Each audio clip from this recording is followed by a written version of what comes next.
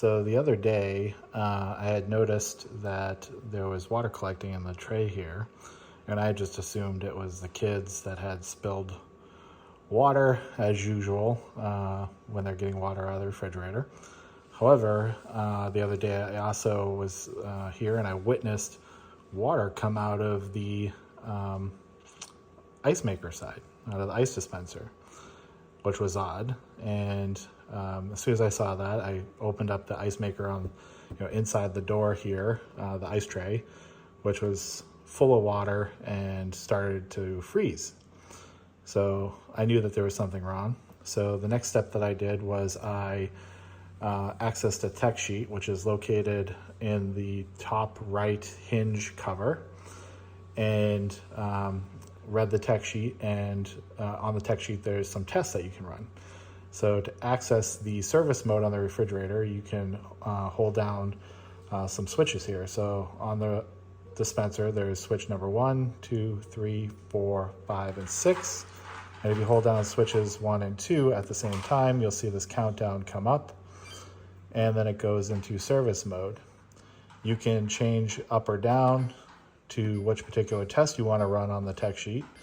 So if I scroll down to test 59, which from memory I know that is the motor test, it'll show the state of that test, which is by default 0, and you can change to select zone for 1, 2, and 3. These are different directions, so I believe 0 is off, 1 is clockwise, 2 is off, and 3 is counterclockwise.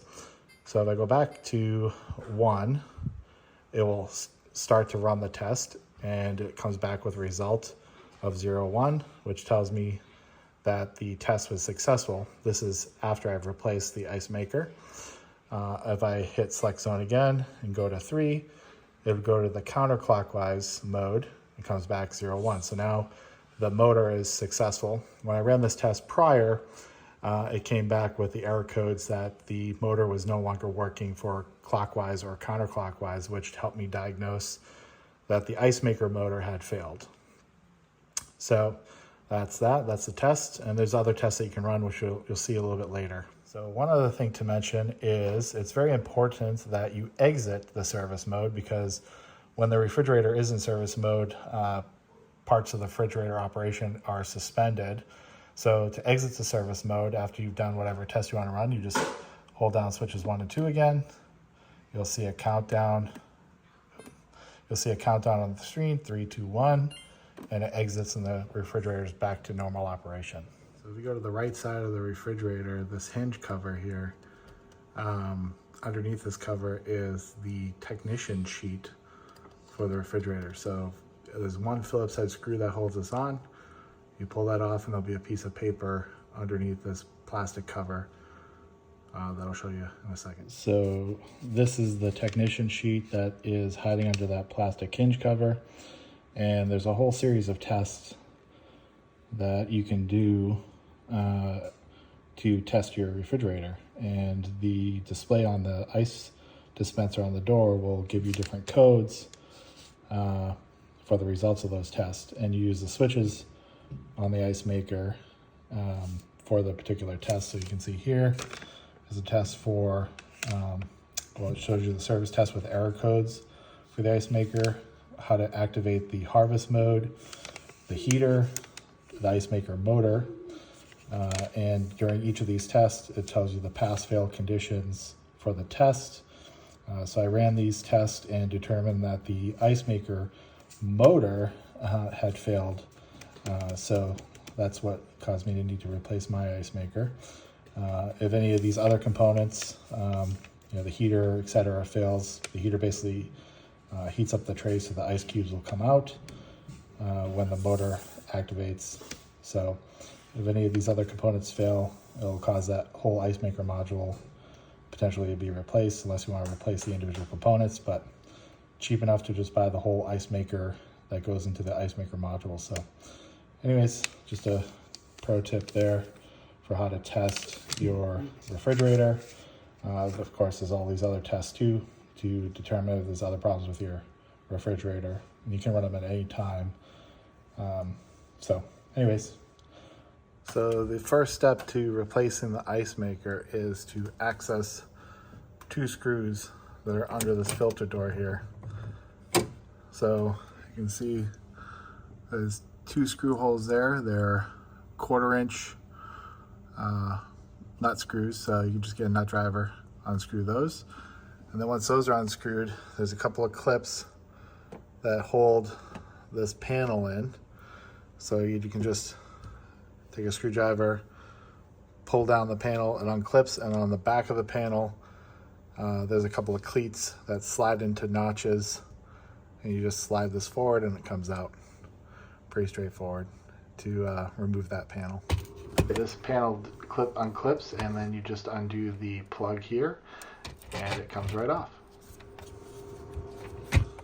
All right, we just disconnect that plug connector there, and that comes right off. Then the wire line, it just push on that yellow bushing there, and it comes right off. Then we undo the connectors on all the harnesses connected to the ice maker module. They're all unconnected.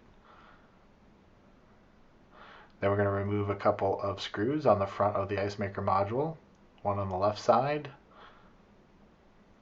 one on the right side, and then the module slides right out, and get it on the kitchen counter. And we're going to start removing some screws from the back of the back panel.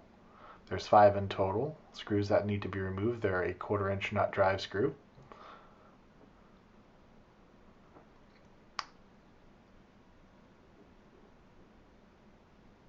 And then we're going to pull these wires out of the wire track here, just like that. And that's that 5th screw hiding there. We'll get that removed. Again, 1/4 inch nut drive. And then we're going to push this grommet in to the back panel. There it is pushed in. We're going to push the wires in too. Okay, once the back panel is removed, this is what you'll see. This is that grommet that you have to push through with this wire harness that's attached to the ice maker. And this ice maker is literally just set in there, so you can just pull it out and then attach this cable connector right here. All right, once we unclip this connector, the ice maker will come right out of the module. Get that removed. Here you can see the module with the ice maker removed, and we grab the new ice maker that we just ordered from Amazon. It was under $100. Here's the part number if you need it. We get that inserted, and we line up the tab here that you can see. Reconnect the connector. Then we reroute this cable through the back panel. The back cover back on, making sure this grommet is properly set in the back cover, and reinstall the 5 screws. 1, 2, 3, 4, 5. Then we're gonna reroute this cable here back through the cable tray. The cable is rerouted. Now we're going to reinsert the ice maker module back into the refrigerator. Take note of these 4 cleats. These are what attach the ice maker module to the refrigerator. So we're going to put it back in and slide those cleats back into their slots on the top of the refrigerator. The ice maker module is reinstalled into the refrigerator. Now we're going to replace the screw here and the screw here that holds the module into the refrigerator, in addition to those 4 cleats. Then after that, we're going to reconnect these cable harnesses and reattach the ice maker water line here to its port. All the harness cables are reconnected. Pretty simple. Can't really mess it up because all the harness connectors are different. And we've also rerouted the ice maker supply line and reconnected it to its port there. Now I have reattached the ice maker heater here for the front connector back there, and then I'm just going to snap this fascia back into the ice maker module and start reassembling the rest of the fascia here on the refrigerator. Pretty straightforward. All right, I've reattached the connector here for the lighting that's in this panel, and you'll take note of the tabs on the back here. So these little cleats here will snap in to the slots above, and then we'll put some clips back in the front here and a couple screws here on the right side, accessible through the filter cover, and all this will be back together. So everything is back together, everything's clipped into place. I'm just going to put the water filter back in. Probably didn't need to remove the water filter to do this, but easy enough to take it out and put it back in. So here's a pro tip for you. So one thing I do on all my refrigerators is write down the water filter model. This also has an air filter in the back here. So I wrote down the model number, and then I just put a little piece of tape here with the last time I changed the water filter back in June. And today is August 31st. So easy enough to keep track of that. All done. Just gonna put it back together, put the water filter in, we're done. Be making ice in no time.